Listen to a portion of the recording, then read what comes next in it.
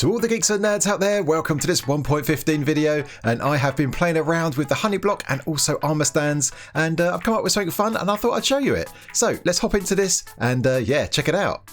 This, my friends, is my honey block shooter. So let's have a quick look around it. So as you can see, there's lots of honey blocks and glazed terracotta, a little bit of a frame there, and around the back we've got some more honey and stuff and a bit of redstone. We'll talk about all this later on. And you can see here we've got one armor stand, but that is about it. No more armor stands are present.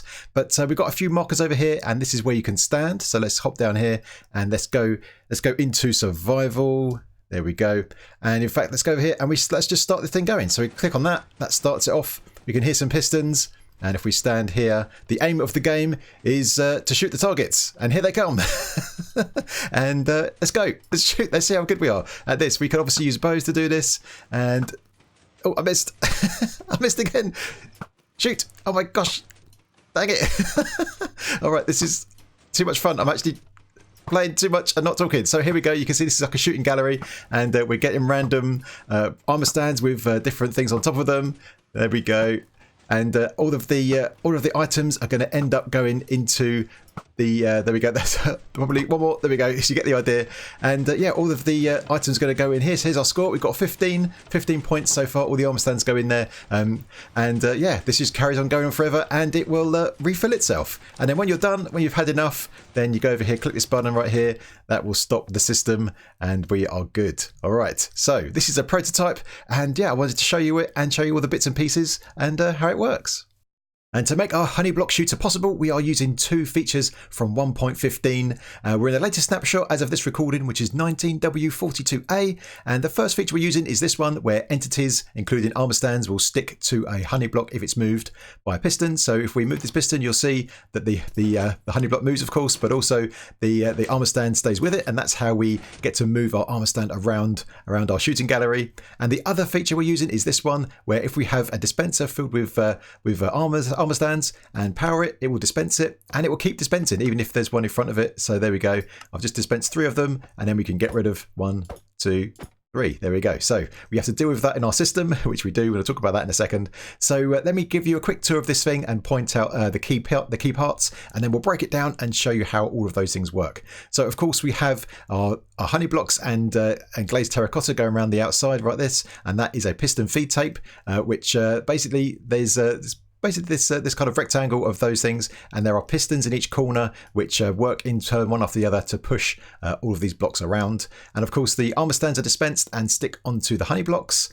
And the way that happens is around here we have 2 systems. So this system right here, this is responsible for dispensing the armor stand, and it's got a bit of smarts about it. So this will only dispense an armor stand if there's a honey block in front of it, and also if there's not already an armor stand there. And we'll talk about how that works shortly.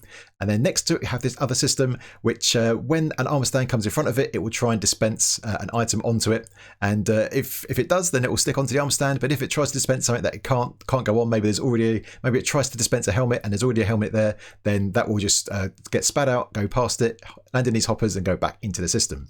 So they are the key parts to it. Now let's talk about these bits in general. Of course, in the demo I used my bow. Of course you can use other projectiles like a crossbow, and you can stand further back if you like, if you want more of a challenge. But even that close was pretty challenging for me.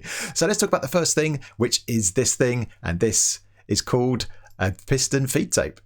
But before I turn this on, let me walk you through it. So this is the starter mechanism. So we have this observer that we just need to update, and that will send a signal along this line right here into these repeaters. And this gives us a delay, and this controls how fast our piston feed tape moves around. So I've got this set up pretty slow. The one over there is much faster, but it's the same concept. And so what happens here is that these will power this piston, which obviously extends and pushes any blocks that way.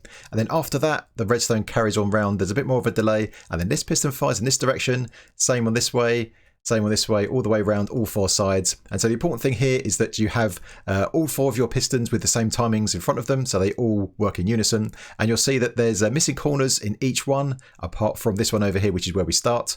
So yeah, let's update this and we can see it work. If I do this, it'll be pretty slow.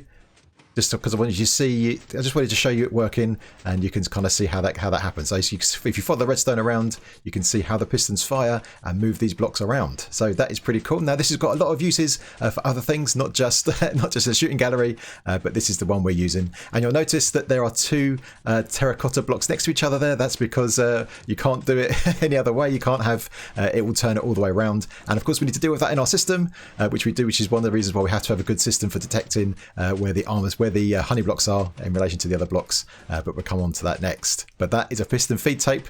Pretty cool, and yeah, very useful. And the next question is, how do we stop this thing? Well, quite simply, we just have to break the circuit. So I'll just break that redstone, and it will stop. Now, of course, in our actual contraption, we don't break any redstone. But what we do is we just remove a block instead. So here is the off switch, which just has a redstone torch underneath it, which currently has this block in here powered. Obviously, when we press the button, it will depower the torch, which will pull this block out, and that will break the circuit, and then put it back again because it's on a button. But then it's already reset, and the system has been stopped. So that is how that works. All right, so let's go on to the next thing. Let's talk about the armor stands and how they are dispensed. And so this is our armor stand dispensing circuit, and we'll talk about it in more detail in a second, but let me just show you how it works. So here we have, imagine this is our piston feed tape, and you can see the next block along is going to be this honey block. So if I push the piston just like that, you can see we get an armor stand dispensed. If we do it again, we'll get the terracotta, and we shouldn't get one. There we go. And if we were to have an armor stand on the next one, if we were to fire it one more time, you can see that we don't get one dispensed. All right, so there is it working. Now, how does it work? Well, there are a few bits to it, so let's talk about it. So first of all, we need to detect two things. We need to detect when there's a honey block in front of it, and also we need to detect when there is an armor stand. And then only if we have a honey block in front of us and we don't have an armor stand is when we dispense a new armor stand. So how do we detect the honey block? Well, we use this little trick right here. If we have this chest in front, and they both have an item inside of it, and it turns out that the honey block won't transmit the signal through, so a comparator can't read from a container through a honey block, but it can through a terracotta block. So that's how we detect whether there is a honey block right there. So there we have the chest and the comparator right there. Now the reason we have two comparators is because in our circuit I discovered as I was playing with it, if you have two of these next to each other like we do in our circuit, if we press this button, if you look at this one right here, you'll see that it flickers quickly. So if we press this, there you go, just get a quick flick. But if you've got two of them, the delays in there account for that, and we can then absorb that flicker, and so we can deal with it when there are two of these next to each other. So that's how we do that. So once we've got that in place, so we can now detect when we have a honey block in front, and of course we detect if there is an armor stand using this tripwire, and obviously this tripwire hook then goes into here. So then we have a little bit of logic just back here. So what we want to do is we only want to dispense an item if this is false. So if this is turned off, so the honey block is not emitting a signal into this block right here, and also if this one is off as well, because that's where the tripwire goes into this block, which follows this redstone right down here into this repeater and then into this block. So if this is off, and also if this is off, then we want the armor stand to trigger, and of course then we have to invert it. So we have a redstone torch around the back, which powers this block, which powers this redstone, which powers this block, which powers the dispenser, and that is how that works. So pretty straightforward. It took a little bit of time to work that one out, but yeah, I think that's probably going to be useful for some other things. So yeah, you go, that is that component. As you can see, we're in a testing world for 1.15, and before we go on to the next component, I just wanted to show you this little thing. So here we have a whole bunch of honey blocks. Now, if I was to stick an entity in here, let's say a zombie, he's going to get pushed by that water, and up he goes. See you later, buddy.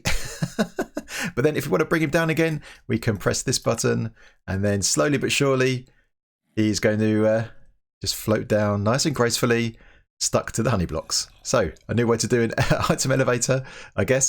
So yeah, just a water here that pushes him right into the edge here, so he's clipping into the two honey blocks, and then around the back there's just a bubble column that goes all the way up, and that's what pushes him up to the top. And of course then we can fire this dispenser, which has a bucket in it, so that will either remove or replace the water source there, which will activate or deactivate the bubble column. And of course he's coming down now, and of course if we want to send him back on his way, let's press this button again, and off he goes. And this is the next component in our shooting gallery. This is the one that's going to equip our armor stand with some armor or whatever else we've got in our dispenser. So we have this dispenser right here, and this has got various pieces of armor. So you could obviously mix up helmets or chest plates or even skulls if you've got them, and that will dispense them onto the armor stand. And what happens here is this is going to be our piston feed tape, and as we move it along, the armor stand then interacts with this piece of string, which triggers this tripwire, which will dispense the item onto the armor stand. And then that's that. So let's just see that working. If we press this, there we go, pretty straightforward. Now, the next time we do it, let's put it back into start position. Now, the next time we do it, obviously there's already a piece of armor on here, and we've only got chest plates in here. So if we were to do it this time, what happens is it tries to dispense it, but it will just shoot past. It will land in these hoppers right here, and then it will get taken into this upwards facing dropper, into this upwards facing dropper, and then back into the dispenser, because we've got the comparator here that reads whether there's something in here, and if there is, then it triggers these observers, which will do the activation to fire it up. So if we were to press this again, you'll see the item comes out of there, falls into the hoppers, and then it should end up in there and then give us back all our items. So that's how that works. And of course, this is safe because if the item shoots past and goes into here, it will land in these hoppers. If it lands on the honey block itself, then items can get pulled through the honey block directly. And just to prove that that is the case, if we look in our chest, there's nothing there. But if I was to throw a few items on top of the honey block, you can see they disappear, and if we look inside the chest, there they are. And in fact, that is how we do the scoring. So I didn't show you before, but underneath the piston feed tape at the front, we have all of these hoppers, and they point into the chest at the front. So any items that land down there, they get picked up by the hoppers underneath, and that's how you can keep your score. And over here we have a pretty similar setup. This is very similar to the shooting gallery we showed in the demo. The difference here is that you'll notice there's no chest at the front, and that is because all of the items get recycled automatically. So when they break the armor stands, they will fall into the hoppers, and these hoppers actually go to the back here into this dropper that faces upwards, into this dropper, into this hopper, and then along just like this. And what we actually do here is we loop into the signal that is for the piston feed tape that goes around, and we just use that in terms of a clock to pulse these items, to fire them up, and so the armor stands get recycled back into the system that fills them up again, so we don't need to have a big stock of armor stands. So that is another option if that's interesting. But yeah, I think there's a few other things we can do for this, so let's talk about it.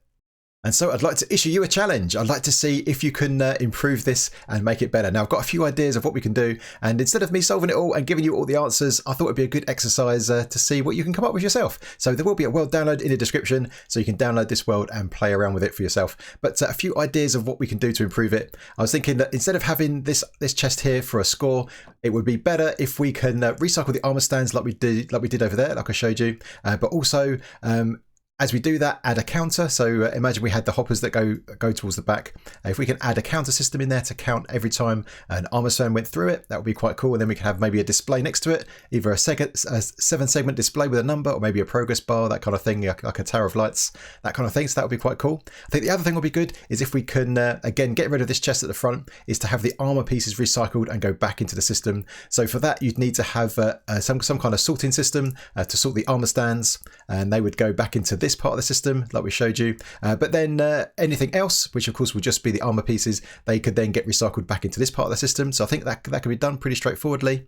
So there's that part. I think the other thing then is think about what other kind of game modes we could have here. So obviously we could have something like a time trial, so you could have a clock that runs and only allows you to shoot for a particular time. So maybe there's some doors in the front that open and close to only allow you to shoot when your time is, and stops when your time is up.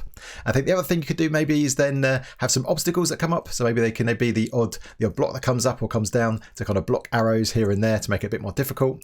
And then maybe you can have some other things like some modes where armor stands with certain armor pieces should be left alone as if they're goodies, if you like. And then anything that's got like another piece of armor or a skull is a baddie, and they're the things you have to shoot, and they're the only ones that should count against your score. And then you can either go further and try and detect if each of those are fired, and then have a counting system that adds points for goodie hits and removes points for baddie hits, or the other way around. I'm getting confused, but you know what I mean. Some kind of way of getting a more complex score. So I think this has definitely got room for improvement and extension. The other thing is there's a few times where the armor pieces fall down into this bit right here, so we'd need to have a good way to collect those items so we don't lose any items at all. So yeah, like I said, this is a prototype to show the theory. So let's give it a try with a crossbow.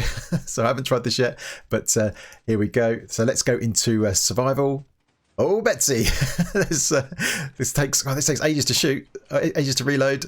Oh, this is going to be much trickier with the crossbow, I think. Oh, got him. Right. This going to take ages to reload. I don't think I've ever used the crossbow properly, but yeah, you can definitely use it for this game. I think that'd be quite fun. Maybe you can have a 2v2 or 1v1. Maybe you can have two people shooting at the same time. I don't know how that would work, but maybe you can count which ones you hit yourself. But yeah, I think this could be a lot of fun, and you need to be better at shooting than me. But yeah, this is pretty cool. Pretty cool indeed. All right, so there we go. So there you go, there is my honey block shooting gallery. I hope you enjoyed the video. Of course, as I said, there'll be a link in the description to a world download. So yeah, download it and have a play around and see what you think. And if you do make any changes, then yeah, feel free to tweet me and or also join our Discord. That would be pretty cool to find out what you've been up to. All right, so I hope you enjoyed the video. And if you did, then please hit the like button. And if you're new, then feel free to subscribe. And if you've got any comments or suggestions, then get it in that comment section. All right, my geeks, until next time, I will see you later.